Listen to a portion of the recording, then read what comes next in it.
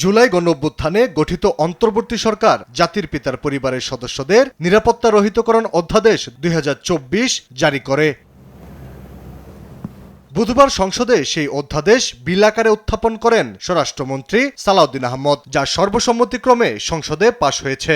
জাতির পিতার পরিবার সদস্যদের নিরাপত্তা আইন ২০০৯ রহিতকরণ কল্পে আনিত একটি বিল জাতির পিতার পরিবার সদস্যগণের নিরাপত্তা রহিতকরণ বিল ২০২৬ এই মহান সংসদে উত্থাপন করিলাম।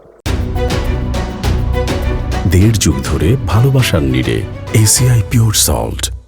এদিন সালাউদ্দিন আহমদের উত্থাপিত জুলাই গণঅভ্যুত্থান সুরক্ষা ও দায় নির্ধারণ বিল ২০২৬ও সংসদে পাশ হয়। তবে এর বেশ কিছু বিষয়ে দ্বিমত পোষণ করেন বিরোধী দলীয় সংসদ সদস্য হাসনাত আব্দুল্লাহ। স্বরাষ্ট্র মন্ত্রণালয়ের অধীনে রাখি, তাদের মাধ্যমে আমরা নিরপেক্ষ কোনো ধরনের অনুসন্ধান আমরা কতটা পাবো সেটা নিয়ে কিন্তু আমরা সন্দিহান।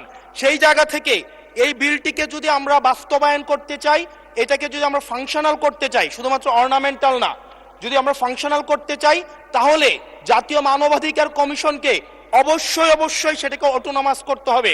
এছাড়াও গৃহায়ন ও গণপূর্ত মন্ত্রণালয়ের অধীনে টেকসই উন্নয়নের লক্ষ্যে স্থানিক পরিকল্পনা বিল ২০২৬ ও পরিত্যক্ত বাড়ি সম্পর্ক বিধানাবলী আইন ২০২৩-এর সংশোধন বিল ২০২৬ সংসদে গৃহীত হয়েছে।